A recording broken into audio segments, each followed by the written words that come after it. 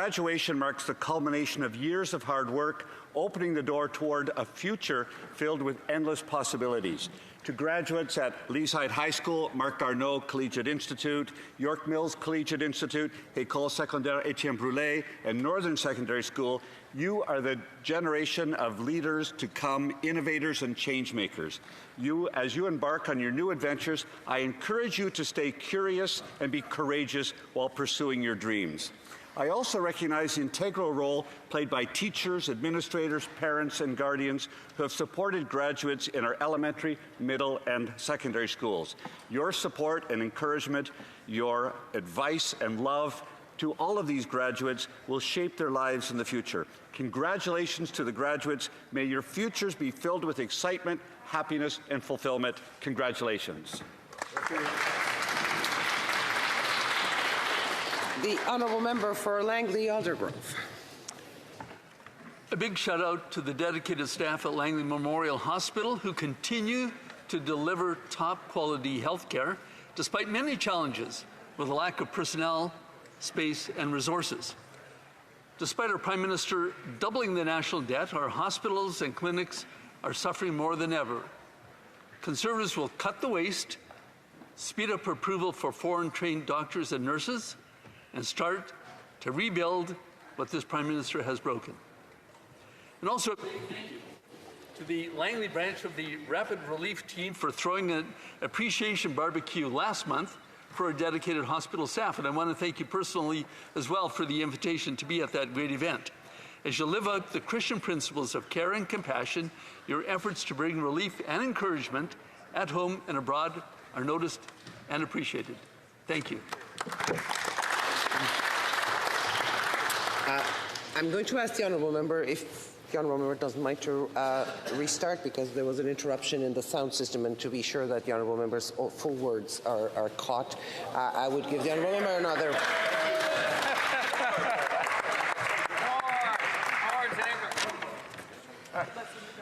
A big shout out to the dedicated staff at Langley Memorial Hospital who continue to deliver top quality health care despite many challenges with the lack of personnel, space and resources.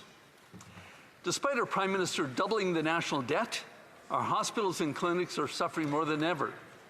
Conservatives will cut the waste, speed up approval for foreign-trained doctors and nurses, and start to piece together what this Prime Minister has broken. And also a big thank you to the Langley branch of the Rapid Relief Team for throwing an appreciation barbecue last month for the dedicated staff at our hospital, and I want to thank you also for the personal invitation to be at that great event.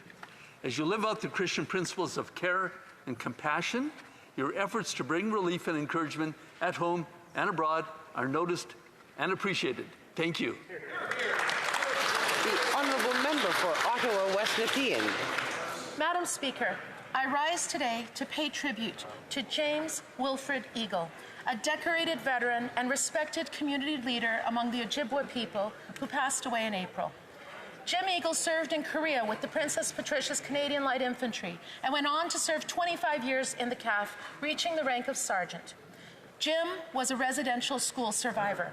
He spoke his language fluently and provided for the Indigenous community through his work with the Odawa Native Friendship Centre and the Wabano Centre. He was a leader in the Ottawa chapter of the National Aboriginal Veterans Association, where he was instrumental in creating the National Aboriginal Veterans Monument in Confederation Park here in Ottawa. Jim left behind his wife Cecilia, children, grandchildren, and great-grandchildren. We owe Jim a deep debt of gratitude. He was a warrior. He was a true hero. He lived a good life. Miigwech, Jim. Thank you, Madam Speaker.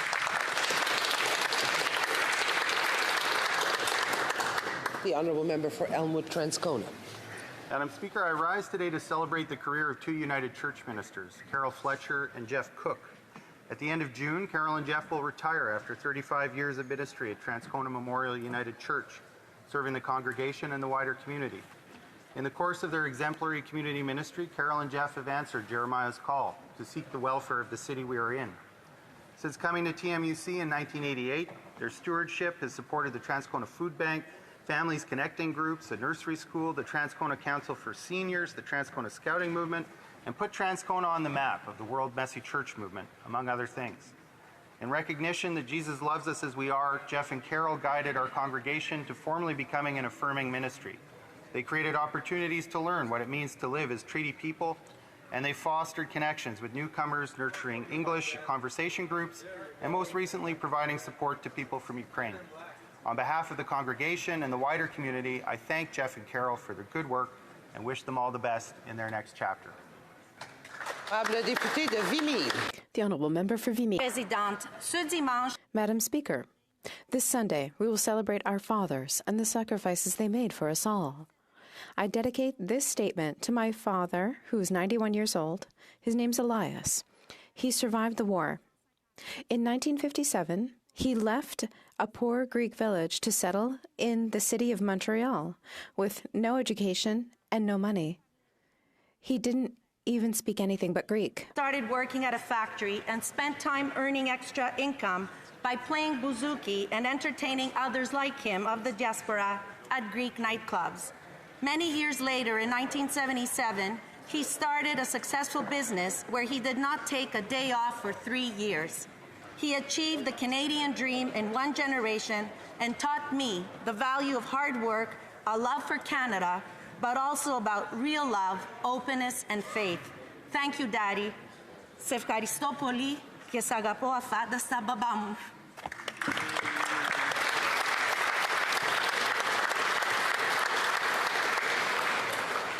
The Honourable Member for Saskatoon West. Madam Speaker, over the past 16 months, Bubba's Closet has assisted over 1,900 newly arrived Ukrainian refugees in Saskatoon. Nettie Chernyatenski and over 30 volunteers worked 7 days a week, providing free and donated clothing, housewares, and toys to newly arriving Ukrainians in Saskatoon fleeing Putin's war of aggression. While many can feel helpless when watching the news about what is happening in Eastern Europe, those in Saskatoon always had a place to volunteer and make the lives of others easier. This meaningful act of service and generosity has given the necessary helping hand that has changed the lives of newly arriving Ukrainians for the better. Sadly, Bubba's Closet recently closed. But happily, the work done there will last a lifetime through those who benefited through these most difficult times. They will never forget the generosity that they received. Madam Speaker, to Nettie and all the volunteers at Bubba's Closet, thank you for all your hard work and enjoy your well-deserved retirement. The Honourable Member for West Vancouver, Sunshine Coast, Sea to Sky Country. Madam Speaker, I rise to pay tribute to Vi Roden as she marks the remarkable milestone of turning 100. Vi has dedicated the majority of her life to helping others, perhaps most notably by establishing Act 2, which has been supporting those that suffered sexual abuse, violence, and trauma. 43 years after she founded it, it's now a $2.2 million nonprofit agency with 25 staff. And Vi compassionately pushed for improvements in the treatment of female prisoners, resulting in a Royal Commission on Women's Prisons in 1979 that made sweeping improvements to the issues she highlighted. After retiring from Act 2 at 65, she became a star volunteer, fundraising for buses and services that improved the lives of seniors in her community, and was awarded the West Vancouver Community Commitment Award for her dedication. Vi has spent 70 years in political activities and campaigned at all 3 levels of government. And this is not an exhaustive list by any means of Vi's accomplishments. A community powerhouse, dedicated wife and mother, she is admired by all of those around her. As she celebrated turning 100 years young, I look forward to seeing her continue to live by the motto, rest and you will rest. Happy 100th birthday, Vi. The Honourable Member for Cloverdale, Langley City. Thank you, Madam Speaker.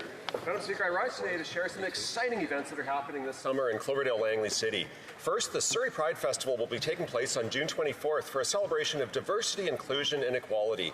I look forward to celebrating Pride Month in our community. On June 29th, my office will be hosting our first summer barbecue at Langley City Park. This barbecue is a great opportunity for us to come together for music, fun, and delicious food. On July 15th, we have the Al Anderson Pool Party, a chance to beat the summer heat with freezies and other cooling-off activities.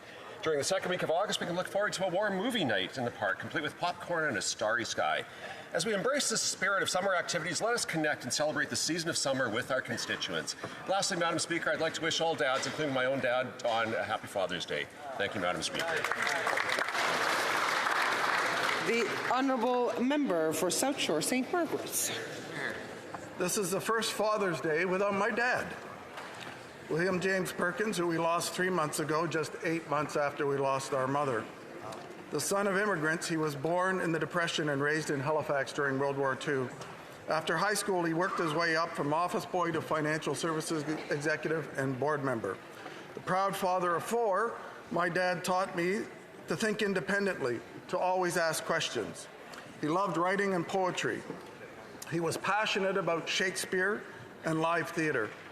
A winning sprinter in his youth, he was an exceptional golfer into his 9th decade. He was a student of the human condition, he would say, always trying to figure out what made people tick so he could understand himself better. He lived by Hamlet's words, "To thine own self be true." We are all busy. We think our parents will live forever. When they are gone, the hole is immense. On Father's Day, celebrate Dad. Most importantly, love your parents completely, daily, and tell them so.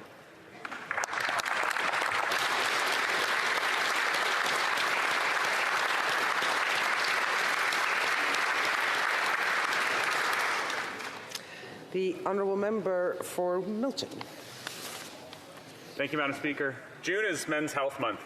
This week has been International Men's Health Week, and this past week we also recognized June 15th as Men's Mental Health Awareness Day. I sat down with both the Canadian Mental Health Association and the Centre for Suicide Prevention to talk about men's health because, unfortunately, men don't prioritize or talk about their physical or mental health enough. The CMHA and the Centre for Suicide Prevention told me that men aged 40 to 60 die by suicide more than anyone else. We discussed BuddyUp.ca, a campaign which encourages dialogue and meaningful conversations between men, just man on man, in the car, at the game, or watching TV. Talking about your health is so important. I also want to commend the Canadian Men's Health Foundation for recognizing the value of physical activity in sport in making sure that men are taking care of themselves, both physically and mentally. Madam Speaker, this weekend is also Father's Day. So to my dad, Joe, happy Father's Day. I'll see you on Sunday. Happy Father's Day to all the dads of Milton, and I want to express sympathies to everyone who's missing their father this weekend. Happy Father's Day.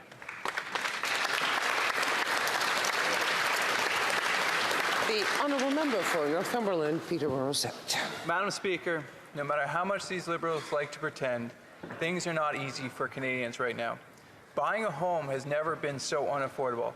Food bank usage has doubled for the unemployed as well as the employed. Over the last 10 years, Canada's experienced the worst economic growth since the Great Depression. Madam Speaker, the cause of these problems is no great mystery. Liberal deficits have led to Liberal inflation, which has driven a cost of living crisis, now driving up interest rates, making housing market a ticking time bomb. The government's low-growth, high-spend agenda has imposed austerity on Canadians. Madam Speaker, it's time to change that austerity into prosperity. And the path of that prosperity, it's clear. It's the common sense of the common people. For your home, my home, our home. Let's bring it home! The honourable member for Carleton. There's nothing I love to hear more than a newcomer who's looking for a work permit. And this is now more than ever relevant to the 7+ newcomers to Canada that arrived but were defrauded by the shady consultants who gave them fake admission letters.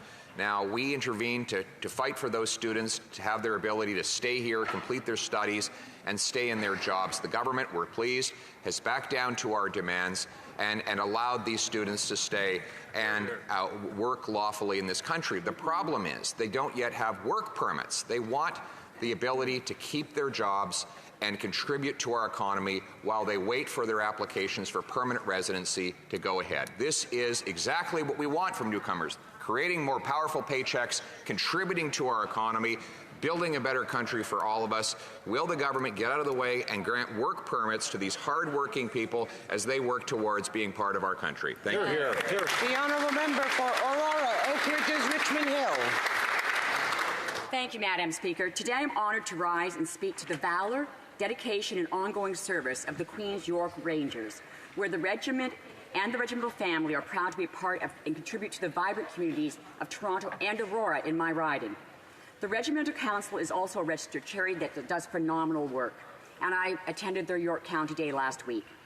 The Rangers trace their roots back through some of the most notable events in our history, such as the First World War and the founding of York, where they built many of the original city streets. More recently, the regiment has deployed members on many Canadian Armed Forces overseas missions, including Afghanistan and Iraq.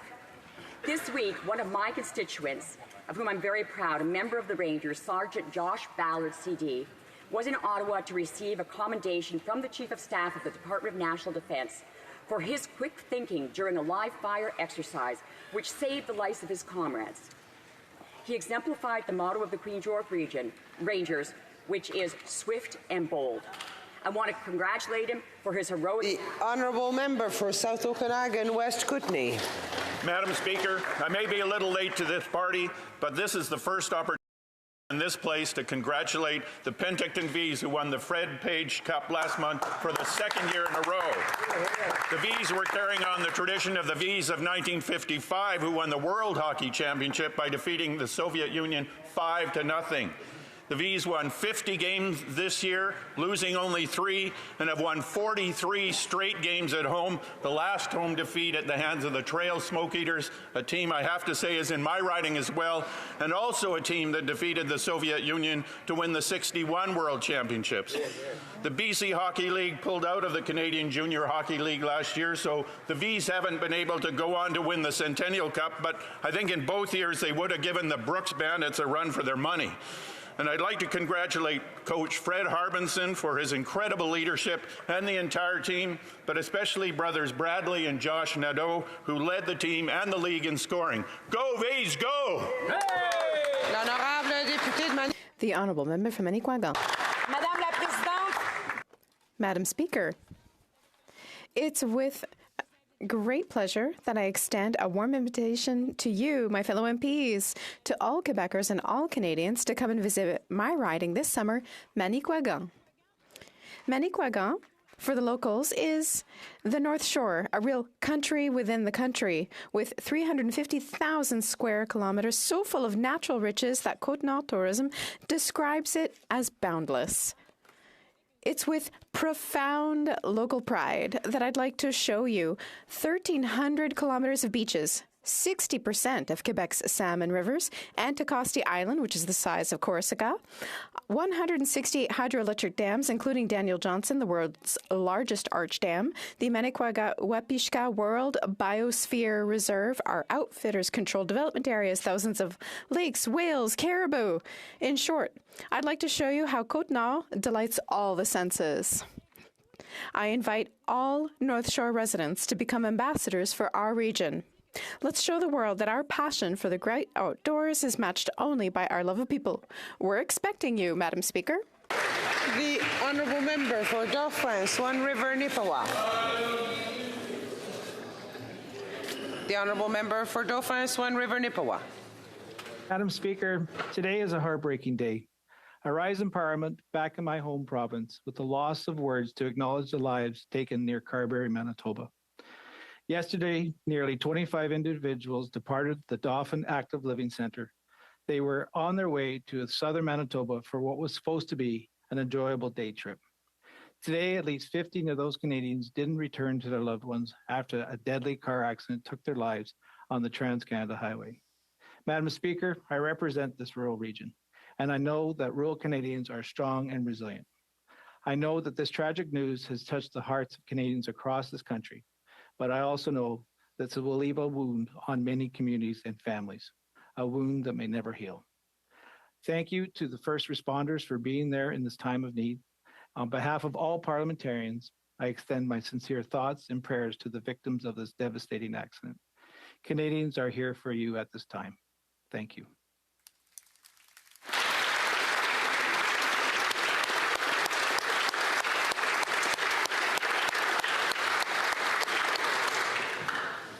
The honourable member for Lac Saint Louis.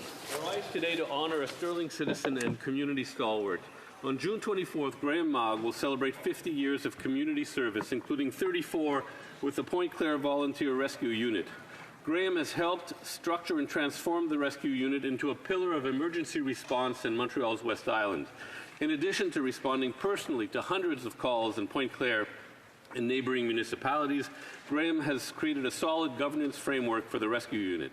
He authored the unit's first constitution, standing orders, annual training program, and inventory system, and was instrumental in the acquisition of vital rescue equipment. A man for others knows no boundaries. Despite his responsibilities with the Point Claire Rescue Unit, Graham has still found time to sit on the boards of directors of various community and charitable organizations. Graham, thank you for all you do. Thank you for having our backs. Oral questions. Questions orales. The Honourable Leader of His Majesty's Loyal Opposition. À 3 heures, c'était... At 3 o'clock this afternoon, Canada's population will reach 40 million. Meanwhile, the number of homes built in Canada will decrease by 19% this year. So where will everyone live? The Honourable Parliamentary Secretary to the Minister. Thank you, Madam Speaker. I thank my colleague for his question. I would like to remind him that in his own party, people say one thing and think differently. I think that before talking to Canadians, they should agree within their own party about what they want to do for housing and construction. On this side of the House, we have a housing strategy. We're going to work with municipalities and provinces, and we certainly will not insult provinces. Today at 3 p.m., we'll see Canada's population hit 40 million people at the same time as the number of houses built is dropping 19%. Wow. So where are we going to put everyone? The Honourable Minister of Immigration, Citizenship and Madam Refuge. Speaker, I think it's very important that we don't start to believe that the solution to our housing challenges is to close the door to more newcomers. We need to use our immigration policies to help bring in the people who have the skills we need to help build more homes. I think all members in this House hopefully support continuing to integrate newcomers into our society, and we need to adopt policies that allow us to build more homes to ensure people don't just arrive here, but they're set up for success. This is something we've been working to over the last number of years with the National Housing Strategy and with new policies that will have dedicated draws for skilled workers who have the talents that we need to build more homes for Canadians who've been here for generations and those who arrive in the future. The Honourable Leader of the Opposition. Homes, yet since this Prime Minister took office, the number of houses per capita in this country has dropped. The average mortgage payment is up 122%. The average rent up over 100%. The average down payment up over 100%. That is his record of doubling housing costs after 8 years of running deficits that drive interest rates up and funding local gatekeepers that block construction. Will they balance the budget to bring down interest rates and inflation and link dollars for cities to the number of houses complete? The Honourable Parliamentary Secretary. Thank you, Madam Speaker. I'm very happy to hear my colleague talk about working with municipalities. I'm happy to see that the tone is changing and they've decided to stop insulting municipalities. As a former municipal councillor in Montreal, we want municipalities to build more, and that's what we're encouraging through the Housing Accelerator Fund for municipalities. And what the Leader of the Opposition is proposing is exactly what we said last year that we were going to do, so I'm glad that we inspired them. While the government pretends to plagiarize my policy on removing gatekeepers, there's a very big distinction. They brought in this so-called accelerator. Since that time, housing construction has decelerated. It's down 19% year over year, and in May it was down 33% on an annual basis. So we're building less houses since this $4 billion monstrosity came into place. Right. Our approach is to require the completion of homes before cities get the money. The Liberal approach is to fund promises. Why won't they fund results instead of promises? Yeah. The Honourable Leader of the Government in the the House. Speaker, we know the opposition leader's policy when it comes to housing. It was to do nothing. For 10 years, the Conservative government didn't invest a dime in housing, didn't prioritize or even talk about housing. They left it to every other level of government. What we did instead, Madam Speaker, is to say that the federal government has to be a leader in housing. And what they've done is, frankly, come up with ideas that we've already been doing for years, Madam Speaker. Well, they insult mayors and throw slurs at them and talk about how incompetent municipal levels of government are that are elected in their own right. We will stand up and get the job done. The Honourable Leader of the Opposition. No, what we delivered was affordable housing. The average house cost when I was minister responsible was $450,000. Today, it's well over $700,000. The average mortgage cost was $1,400. Now it's over $3,000. The average rent was $1,000. Now it's over $2,000. That's right. So the member is right, though, that our programs cost far less to taxpayers. We spent far less to achieve far more. Housing was cheap. The way we can make it affordable again is by requiring cities get out of the way and let builders build. Why don't they bring in place a dollars for doors policy that gets things? The Honourable Leader of the Government. Madam Speaker, the Leader of the Opposition was very good at making those fake checks with the Conservative logos. But when it came to actually delivering action, it was 2.7 million people more in poverty then when they were in government than is happening today. They presided over the worst growth that had been seen since R.B. Bennett. So yeah, when the economy was down, when more people were in poverty, things were cheaper. That's true. As our economy is growing and booming and Canada is leading the world in growth, we have to meet the challenge of growth. Instead of having problems of falling apart, we have problems of growing. Those are good problems to have. We're rising to meet them.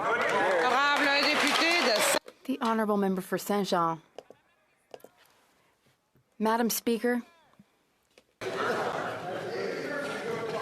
L'honorable député de Saint-Jean. The Honourable Member for Saint-Jean.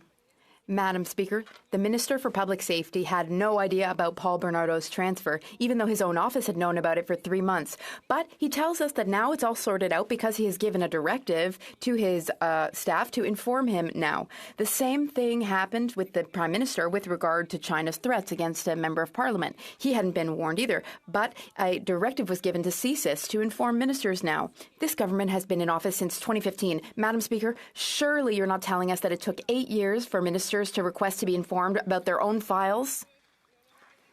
The Honourable Government Leader in the House.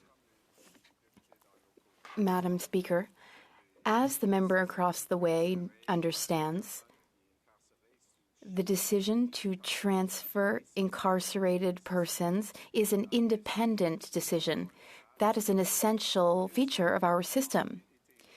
The transfer decision in this instance was made by the Correctional Service of Canada. We should not politicize an issue as serious as this one.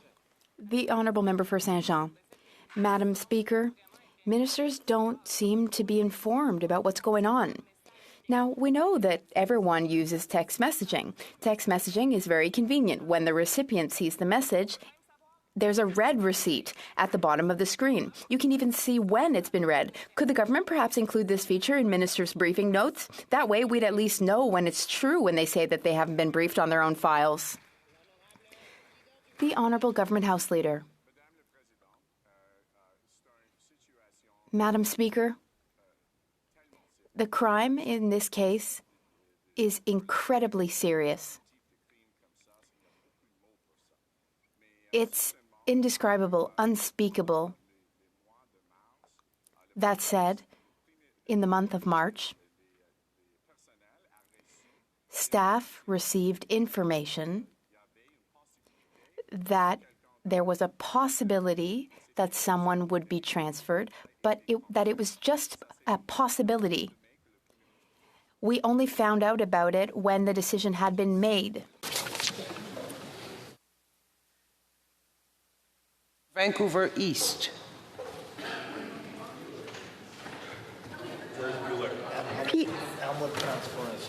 The Honourable Member is on mute. Can you hear me now? Yes, we can hear the Honourable Member now. Yes. Puis People fearing gender-based persecution are adversely affected by the Safe Third Country Agreement. Today, the Supreme Court of Canada stated that equality rights are just as important as every other human right.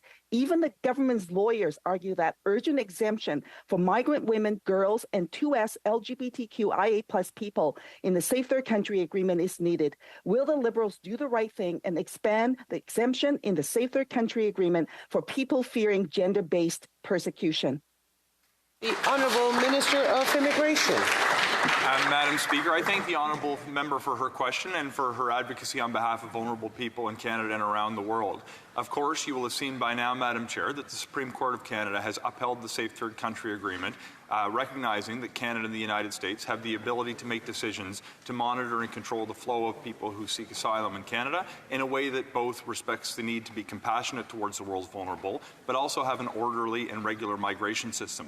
To the extent that we want to look for ways to improve the agreement over the years ahead, we will continually monitor this particular issue to ensure those who are fleeing violence, that are vulnerable and may not have the opportunity to seek protection elsewhere, to ensure that they have the ability to have their claims considered in Canada. The Honourable Member for Elmwood-Transcona. Thank you very much, Madam Speaker. You know, in the debate between the Conservative leader and the Liberal Finance Minister, we hear a lot about public spending and inflation, but what neither of them will say is the role of outsized price increases and record corporate profits have been playing in driving inflation for Canadian households. Canadians know it. They're the ones paying the bill, and the number one stressor for them now, keeping them at night, is their financial position. The Agricultural Committee here has finally recognized that New Democrats were right to call for a windfall profit tax on those very same corporations. Now that we have a multi-partisan recommendation to implement a windfall tax on giant grocery companies, will the Liberals finally do it? The Honourable Parliamentary Secretary. Colleague for his question, and I wish he would have spoken to some of his members. What the recommendation said is that politicians should be deciding what is a reasonable profit, but the Competition Bureau should be looking at that. And if the recommendation talked about, if the Competition Bureau decides that yes, there was excess profits, then perhaps the recommendation would look at implementing windfall tax. But politicians should be deciding that. The Competition Bureau, there's a process in place, and they're looking at that. The Honourable Member for Calgary-Midnapore. Madam Speaker, this government likes to deny their role in the transfer of killer Paul Bernardo from a maximum security prison to a medium security prison, but in fact it's them who are responsible. They passed Bill C-83, which allowed for this transfer. And in fact, Madam Speaker, the Minister of Public Safety knew for 3 months and did nothing to stop this transfer. So why doesn't he do the honourable thing, Madam Speaker, and resign? The Honourable Parliamentary Secretary to the Minister of Public Safety. Thank you, Madam Speaker. And I want to express how troubling it is that the opposition continues to bring up a horrific crime that is impacting victims not only of this criminal, all victims across this country, some of whom have reached out to me. But to spread a misinformation that Bill C-83 is in any way responsible for this is irresponsible. That bill ended segregation and put people into structured intervention units. It has absolutely nothing to do with classification and where offenders are placed in our prison system. The Honourable Member for Calgary-Midnapore. Madam Speaker, I think Canadians are really tired of this government's fake rage. You know, the Prime Minister in 2015 promised Canadians accountability, and yet his Minister of Public Safety has misled this House on a minimum of 5 occasions. Most recently, he misled this House on the fact that he received a briefing about the transfer of Paul Bernardo from a maximum security prison to a medium security prison. So why doesn't it show just a little bit of respect for Canadians, for a little bit of respect for this House, a little bit of respect for the victims of Paul Bernardo, and resign? The Honourable Leader of the Government in the House. Well, Madam Speaker, of course, the member opposite knows we all have not only the deepest regard and respect for the victims of Paul Bernardo, but of course for the entire country that he traumatized by these events. As the member knows, that we are all horrified any time that we hear these crimes re-raised. But we also know that we have an independent correction system that makes decisions about the transfer of inmates independently, and it's supposed to be free from politics. So what we need is a mature conversation about how we deal with this and our rightful outrage, and making sure that we continue. The Honourable Member for Kelowna Lake Country. Thank you, Madam Speaker. A serial killer, serial rapist, Paul Bernardo, was transferred to a medium security facility, and the previous Liberal Bill C-83 was helpful in allowing this to happen. The Public Safety Minister said there should be a review to determine if Bernardo should go back to a maximum security facility. This is unbelievable. The Liberals changing laws allowed this monster of our time more freedoms and comforts. So when will the minister take public safety seriously and reverse changes the Liberals made that allowed for Bernardo to have more comforts and freedoms? The Honourable Leader of the Government in the House. Madam Speaker, I think we have to be very careful. These are horrific, grievous crimes. The inference that there was some other system is just patently not true. The reality is that transfers have always, in this country, been done independent of government and remained outside of politics. And I share, and I'm certain, the member's outrage on this is equal to mine.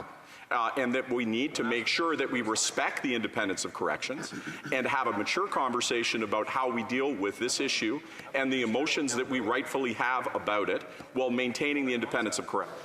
The Honourable Member for Kelowna Lake Country.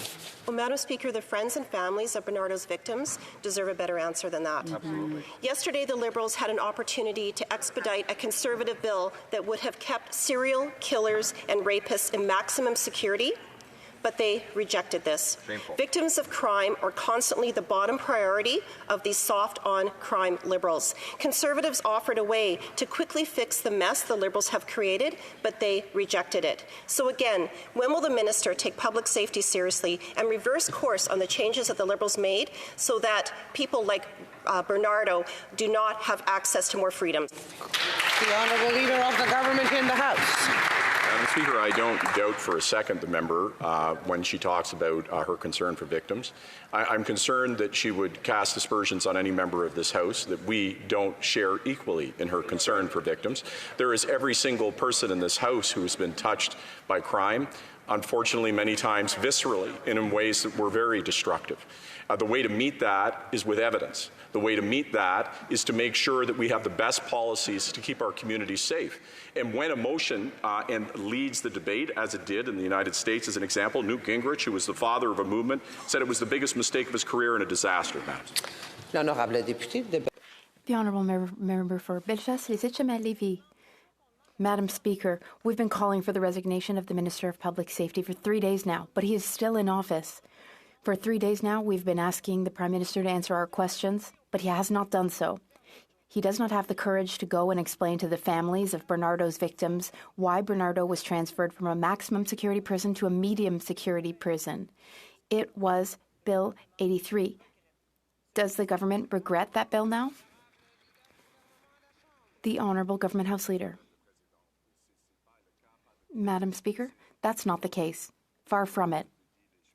And it's so unfortunate to say things like that, because it is important to respect the fundamental importance of the independence of our correctional service, which is one of the best in the world.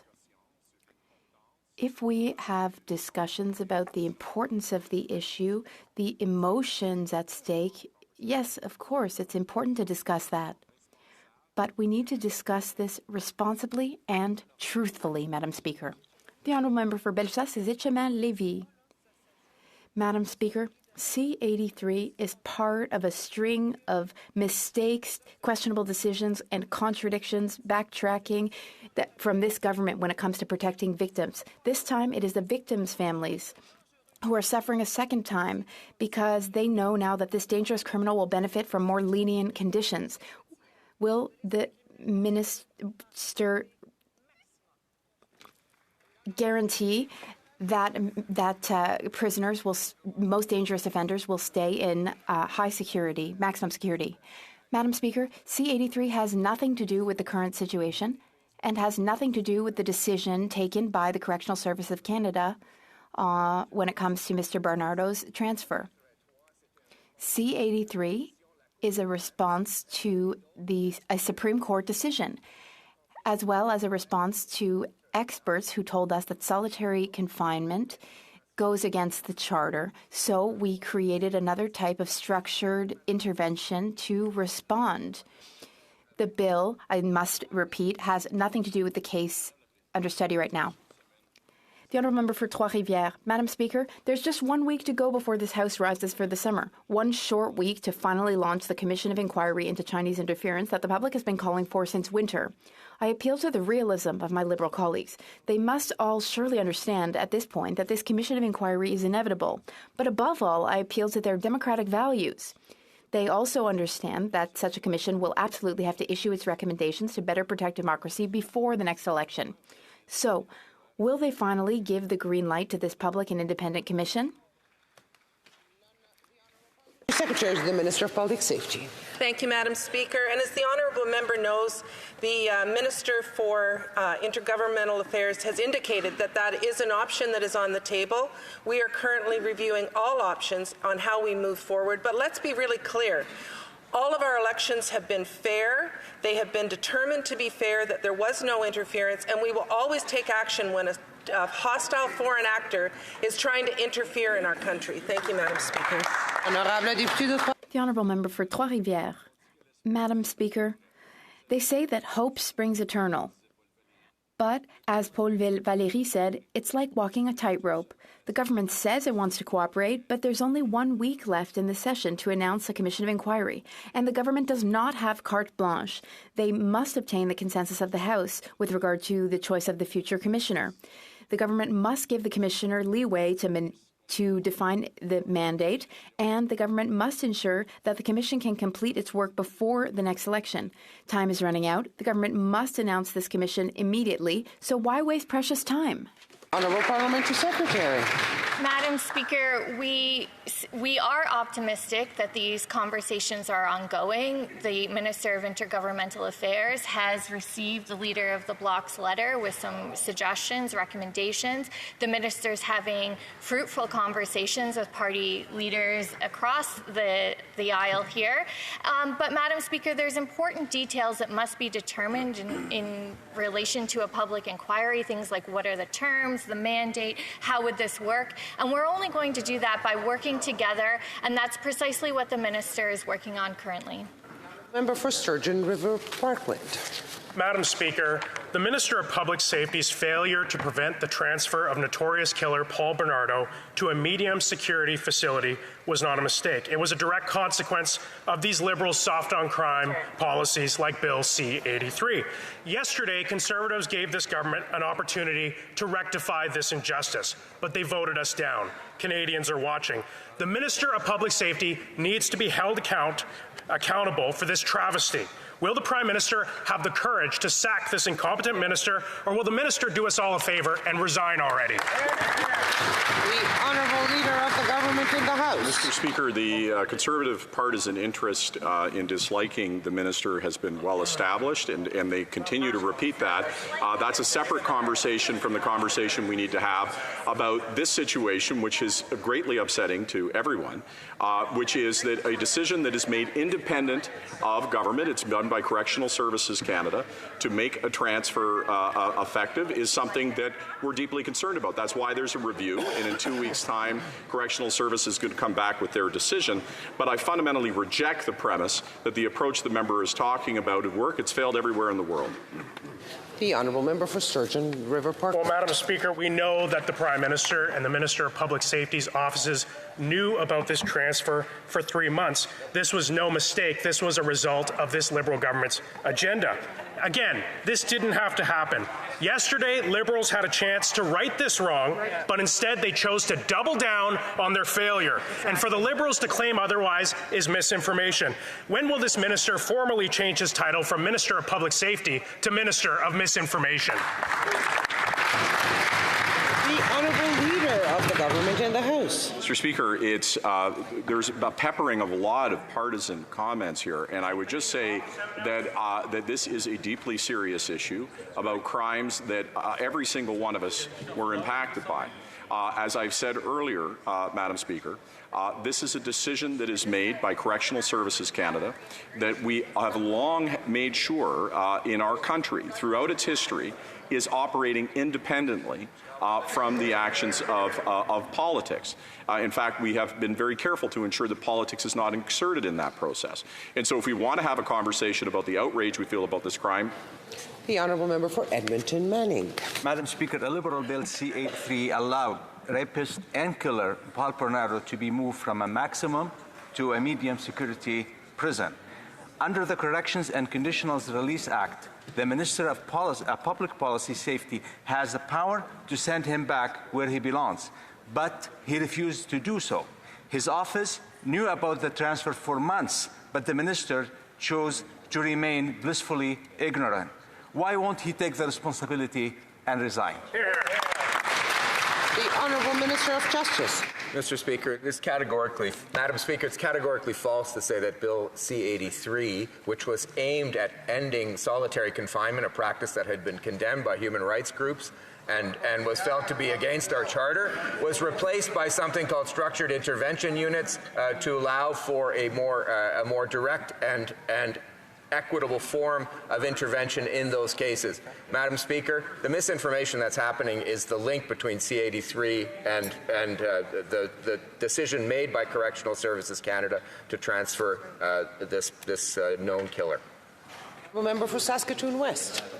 Madam Speaker, Paul Bernardo is the worst type of human being that can exist. Yet over and over again, Liberal ministers stand on their feet to defend his right to the comforts of medium security prison.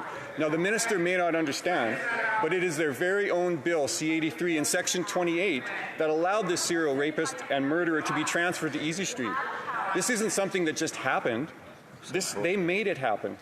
And yesterday, the government would not support a Conservative bill that fixes this, requiring serial killers to stay in maximum security. Madam Speaker, when will this government take public safety seriously, reverse these ridiculous changes, and keep notorious killers? The Honourable Leader of the Government in the House. Mr. Speaker, I'm a father. Madam Speaker, I'm a father, as many people in this House are parents.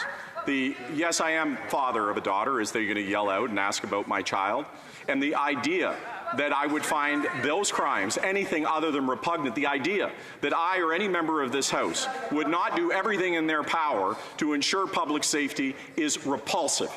The difference, Madam Speaker, is we will not mischaracterize information. We will not torque or try to, as I'm sorry to say, saying that something that is not true, saying that a bill that has absolutely no impact on this matter is involved, is partisizing something that should not be done. The Honourable Member for Courtenay Albany.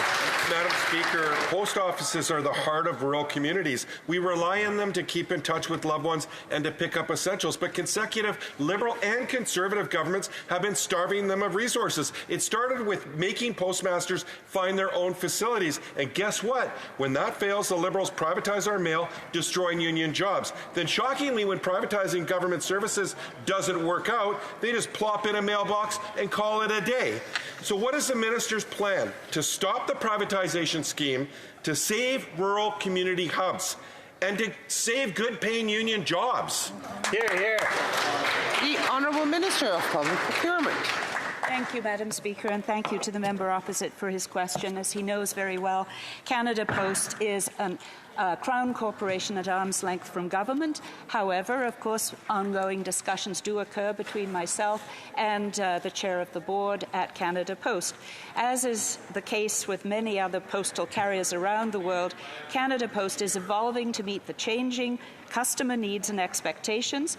There is a top priority in keeping its employees and in the communities that it serves, and it'll continue to serve Canadians with a service that they can rely on. The Honourable Member for Skeena Buckley Valley. Madam Speaker, with all due respect, that answer wasn't good enough. The fact is, this government's policy on postal service is failing rural communities. It's not working in Atlin, it's not working in Telegraph Creek, and it didn't work in the 120 communities in rural Canada that lost their post office since this government took office in 2015. So I'd like to give the Honourable Minister another chance to answer the question. Is she aware of the impact that her government's policy is having on rural communities when it comes to post offices? And if so, what is she going to do to ensure that not a single additional community loses its post office. The Honourable Minister of Public Service and Procurement. Thank you, Madam Speaker. And I suppose I need to reiterate that Canada Post is a Crown agency at arm's length from government. However, we do work together to always ensure that the corporation provides the high-quality service that Canadians expect at a reasonable price that reaches Canadians across the country. And we will continue to work with Canada Post to ensure that the corporation continues to meet the evolving needs of Canadians, including changes brought on by the pandemic. Thank you, Madam Speaker. The Honourable Member for Scarborough-Agincourt.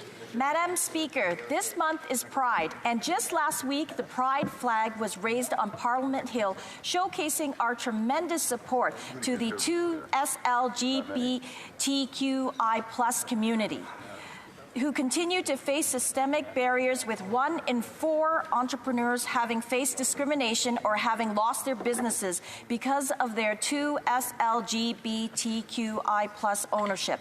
Can the Minister of International Trade, Export Promotion, Small Business and Economic Development update Canadians on yesterday's historic announcement? Honourable Minister.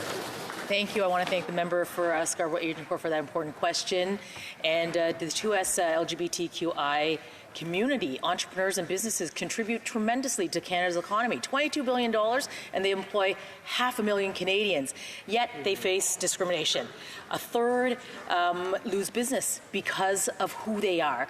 40% are not able to get access to capital or to funding. So yesterday I announced $25 million to help these incredible business owners and businesses and entrepreneurs from the 2S LGBTQI community, to empower them to grow their businesses across Canada and contributing. The Honourable Member for Haliburton, Kawartha Lakes, Brock. Speaker, Paul Bernardo is a serial killer and rapist.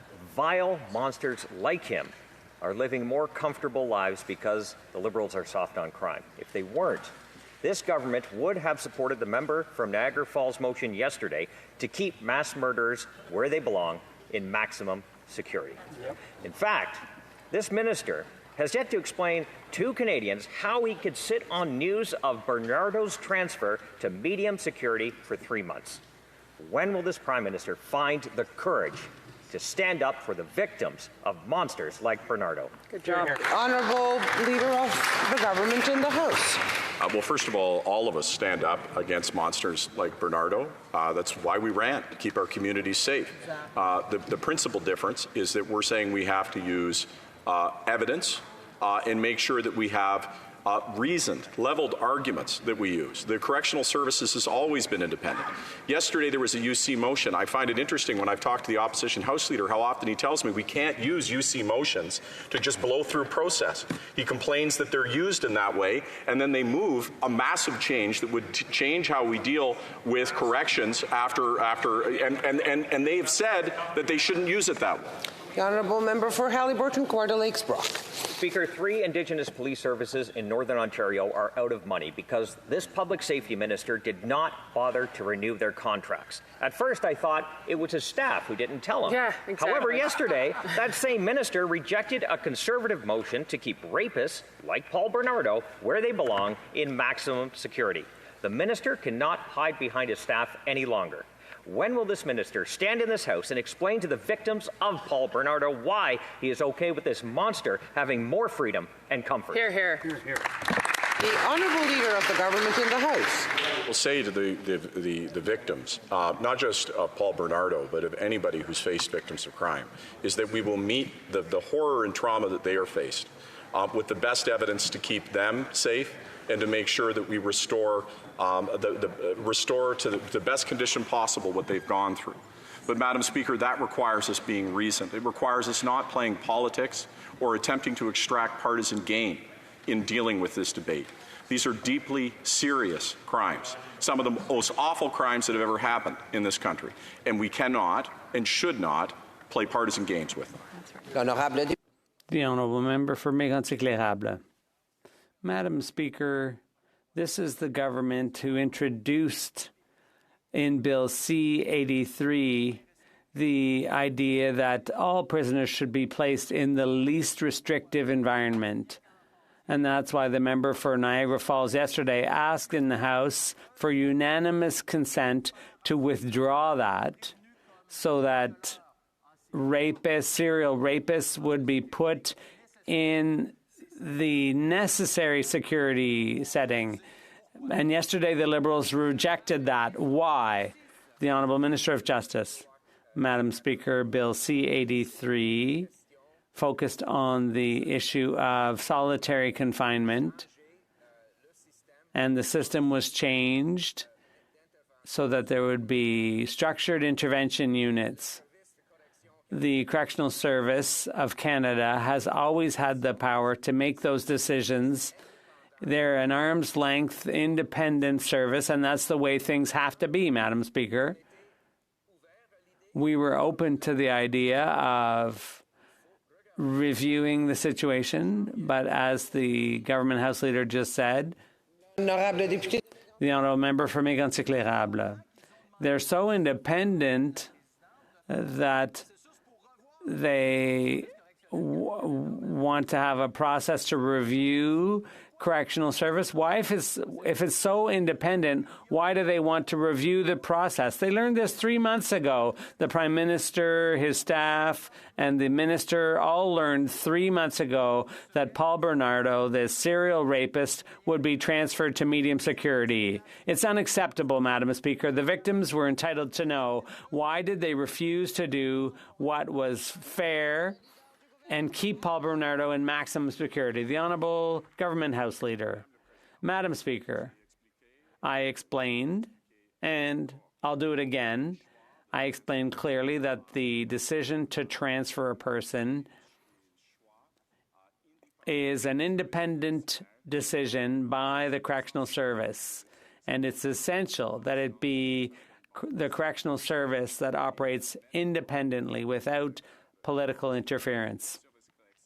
And now we're asking the Correctional Service to investigate to see whether it's possible to reverse that decision. And in 2 weeks, we'll get an answer. The Honourable Member for Rivière-des-Mille-Îles. Thank you, Madam Speaker. At Veterans Affairs, there's a backlog of 8,365 disability claims. That's over 8,000 claims that are already over the already long 16-week service standard. And yet the solution was to hire 400 more employees, but they invested half as much in temporary positions, and as a result, thousands of veterans are still suffering. It's unacceptable. Will the minister finally hire permanent staff and clear the backlog? The Honourable Minister. Madam President. Thank you, Madam Speaker. Invested nearly $500,000 to allow us to hire hundreds of new staff and speed up the process to ensure veterans receive what they deserve quicker. As of last week, the backlog is currently under 6,000, and we have seen a significant decrease of over 70%. But there's still more work to do, and we will continue to do it. Madam Speaker, thank you. The Honourable Member for Rivière-des-Mille-Îles. Madam Speaker, the Bloc had to bring pressure in 2021. It used to be 57 weeks to process the first disability claims for Francophones. That's down to 29 weeks. That's not so bad, but the service standard is still the same, 16 weeks. We're way past that, Madam Speaker. And these behind the figures are veterans who are suffering, who are waiting, who are feeling abandoned by this government. Can the minister tell them what he's going to do starting today to speed up processing? The Honourable Minister of Veterans Affairs. Madam Speaker, we have reduced the gap in the wait between Francophone and Anglophone veterans by 80%.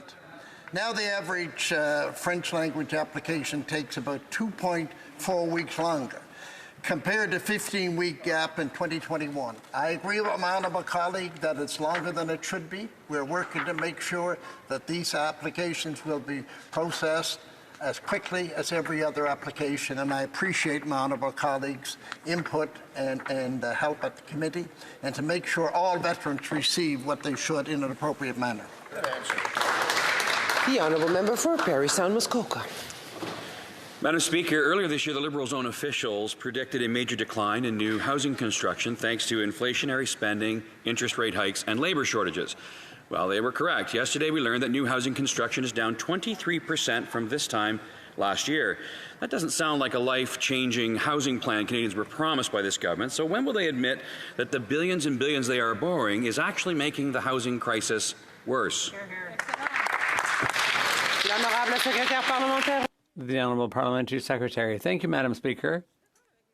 I agree with my colleague on one thing, and that is that Canadians all across the country are having a challenge finding the housing they need. Not only do we need to increase the supply, but we need to legislate on the right to housing. And I wonder if my colleague is in agreement that his party should finally recognize housing as a human right.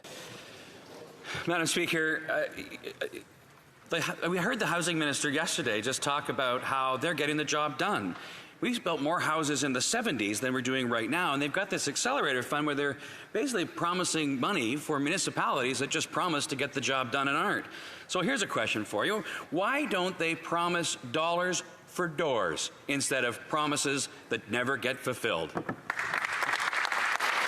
Honourable Minister. Thank you, Madam Speaker, and I'm glad to see the Conservatives have a renewed interest in housing, because for the 10 years while they were in government, they actually underspent and cut programming when it came to affordable housing. Let me just quote something. Housing insecurity is widespread and homelessness is on the rise. Oh, that's a quote from 2013, Madam Speaker. Let's change the topic and see what we're doing today. We've invested billions of dollars, refurbished and built hundreds of thousands of units, supported vulnerable Canadians with a Canada Housing Benefit. We're bringing forward the Housing Accelerator Fund to work in partnership with municipalities to build more housing units for those who need it the most. Thank you. The Honourable Member for Lévis-Lotbinière. Madam Speaker, the Canadian dream for a family is to have a house or a home, not to end up living with your folks. This dream is now out of reach because of the inflationary policies of this incompetent Liberal government, which keeps driving up construction costs. Canada needs over 100,000 new homes a year, and housing starts are down all across the country. Madam Speaker, as July 1st approaches, what does the Prime Minister plan to do to resolve this housing crisis as quickly as possible? The Honourable Parliamentary Secretary. Madam Speaker, I'd like to thank my colleague for his question. Here on this side of the House, since we first took office in 2015, the National Housing Strategy was created, and that provides direct support to people who need housing. It will help encourage construction. We've invested historic amounts in housing through the municipalities, $1.5 billion for co-ops, Madam Speaker, and not just that. We're working on the right to housing, because here on this side of the House, we believe all Canadians deserve a roof over their heads. Vancouver, Sunshine Coast, Sea to Sky Country. Madam Speaker, the boreal caribou is a species found only in Canada. This species plays an important role in the culture and history of Canada's Indigenous peoples and is at the heart of the boreal forest's biodiversity. Federal, provincial, and territorial governments share responsibility for ensuring the long-term survival and recovery of the woodland boreal caribou. Can the Parliamentary Secretary to the Minister of Finance tell this House what our government is doing to protect the caribou? The Honourable Parliamentary Secretary. Thank you very much, Madam Speaker, and I'd like to thank my honourable colleague for his question. The forest fires have certainly had an impact on the national caribou population, which is, let's not forget, already in decline. And this heightens the urgency for action. Yesterday, the Minister of the Environment established a timetable for plans to protect Quebec's caribou. Thank you, Madam Speaker. Halton Hills.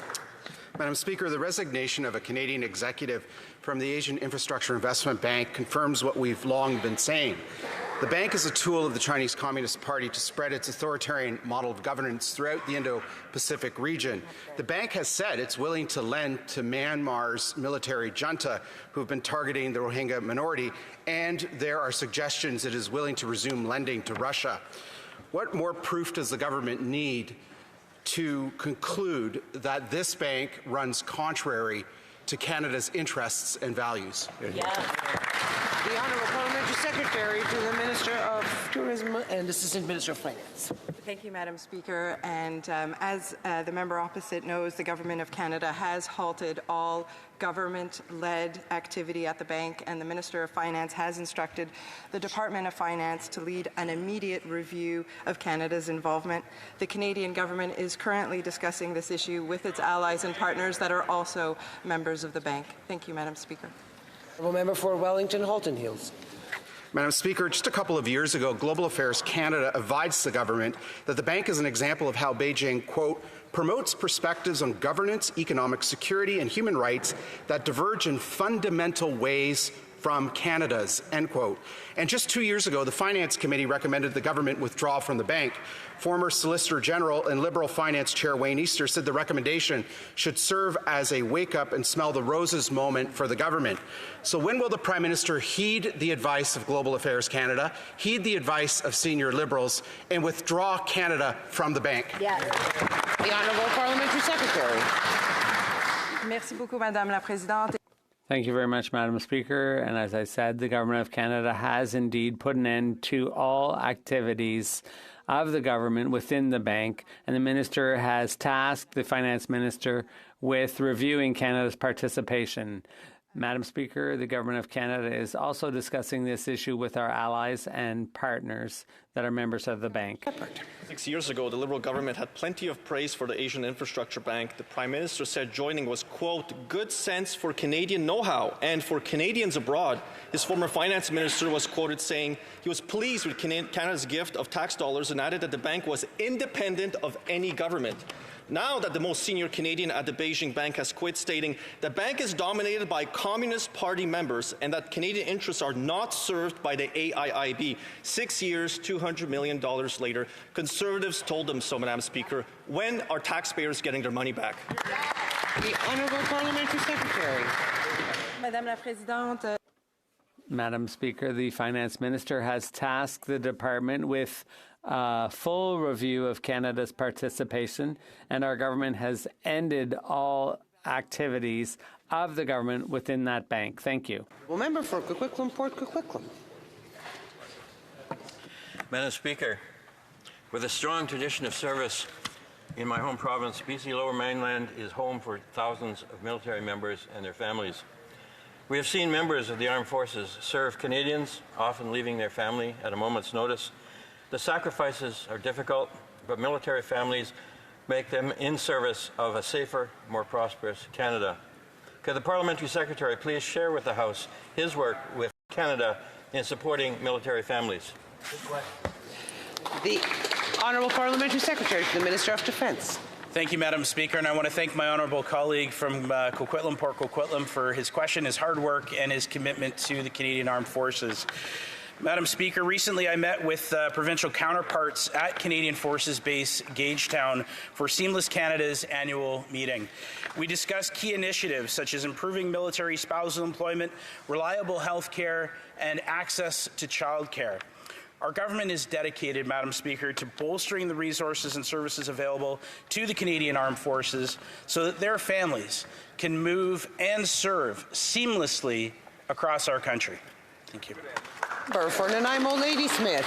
Madam Speaker, abandoned vessels have been left to sink, polluting our coastlines. The Liberals promised to clean this mess up, yet in the last year, only 33 vessels out of thousands, Madam Speaker, on the West Coast have been removed. Shame. What's worse is these derelict vessels are only increasing. Luckily, there are solutions. Yesterday, I tabled a bill calling on the government to work alongside locals and First Nations to protect our oceans.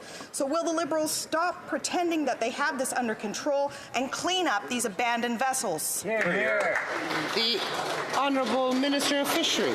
Well, thank you, Mr. Speaker. Thank you, the member, for that question. And indeed, abandoned vessels are a blight on our oceans and our coastlines, leaking oil and other other materials, and that's why we brought in, as a government, we brought in the Abandoned and Wrecked Vessels Act that does give us the tools to do just that. Yeah. We are working on identifying the vessels that need to be acted upon and putting in place the measures through Transport Canada and DFO that can complete that work. The honourable member for Richmond Arthabaska.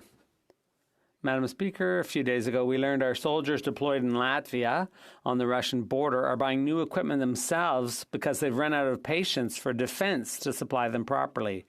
In her testimony before the committee, the Auditor General said that the government and the public service had underestimated the scale of the potential dangers ahead, and the public service had and appeared to lack any sense of urgency. Madam Speaker, there is a sense of urgency to invest in our Canadian Armed Forces. Can the Prime Minister tell us if he intends to send a clear directive to correct this situation? The Parliamentary Secretary to the Minister of Defence. Are equipped with modern and effective equipment remains a priority to the Canadian Forces. Some examples for progress in 2023 include delivering upgraded combat clothing, ongoing delivery of modern weapons for use by soldiers at home and during deployment, including the new C-22 pistol, ongoing and upcoming delivery of personal equipment, including next-generation full ballistic helmets, gas mask carriers, thermal blankets, and sniper concealment kit. Procuring modern equipment for the Canadian Armed Forces remains our government's top priority, Mr. Speaker. Thank you. And that's all the time we have for questioning period today. Before everybody runs off, following discussion among representatives of all parties of the House, I understand there is an agreement to observe a moment of silence for the victims of the tragic event that took place in Manitoba. I invite honourable members to please rise.